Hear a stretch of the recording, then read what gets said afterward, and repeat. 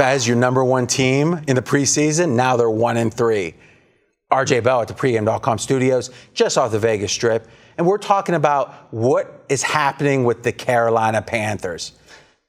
What is wrong with the Carolina Panthers? What's wrong is their defense, giving up 5.8 yards per play. Now, let's remember, league average, 5.5. So they're 0.3 yards per play worse than the league average. Yeah, some of it is Norman left, and they're getting burned in the secondary, but that's not all of it. It's been a team breakdown. If you look at the turnovers last year, this team was great for turnover differential, over +20. This year, -3, they're not forcing the turnovers. So the theory is turnovers have a significant element of luck in them, randomness. And when you're +20 and you lead the league like they did last year, everything looks better. It's rosier. In fact, this is an amazing stat. The winner of the turnover battle in the NFL covers the spread 77% of the time. If you could handicap that, it'd be awesome. It's hard because there is so much randomness. So it sounds like maybe some defensive liabilities, some weaknesses weren't exploited last year because of all the turnover differential advantage. This year they're getting exploited. I will say this about Norman. I don't think he's as big of a deal as people think. I call it the yellow car theory. All right, now you probably guess, what does that mean? Imagine if you buy a yellow car. You're going to see every yellow car on the road for the next couple of months.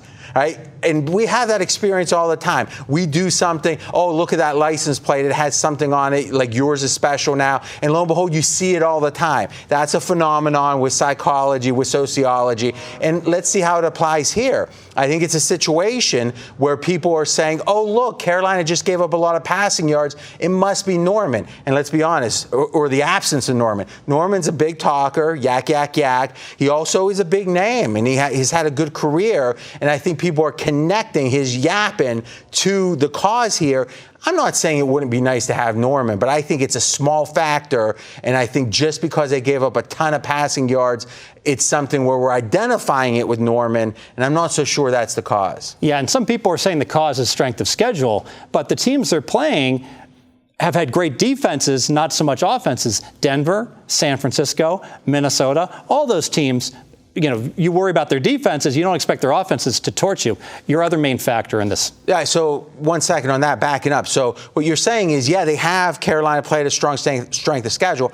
And that's interesting. When there's only 4 games, you know, having 3 home games or 3 road games, that can be a huge deal. Strength of schedule can be a huge deal. I agree. But you're making an interesting point, is that strength of the opponent really hasn't been on the offensive side, and the weakness seems to be the defense. Absolutely. Right. I think my number one factor is Cam Newton. And I'm a skeptic. I'm going to be honest with you. I want you to hearken back to 55 weeks ago. Now, a season, a calendar year is 52 weeks. So we're talking a year and a couple of weeks.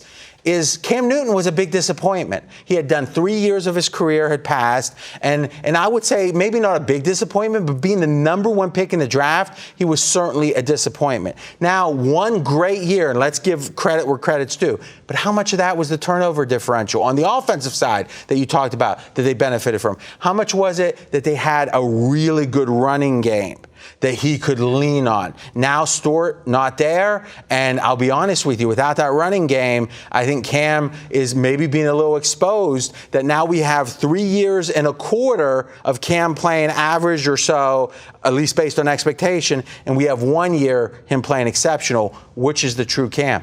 And a huge problem possibly for Carolina. We're paid to project forward what's going to happen. Cam got banged around against Denver opening week. Remember, he took a couple shots to the head, no flags. Then he gets concussed. He has a concussion. He's in the protocol this week. So now you know he's talking to his friends, his family. The team is talking to his agent. His agent. Look, you're going to get killed out there. You want to be the next RG3? Stop taking all these big hits. Well, guess what? The reason Carolina is so effective on offense, they convert 67% of the time on 3rd down when Cam Newton runs the ball. If he runs the ball less, the offense, by definition, going to be less effective. Real good deep dive here with what's wrong with Carolina. Absolutely. Pregame.com, we just explained, or at least our take on what's wrong with the Carolina Panthers. More videos, pregame.com.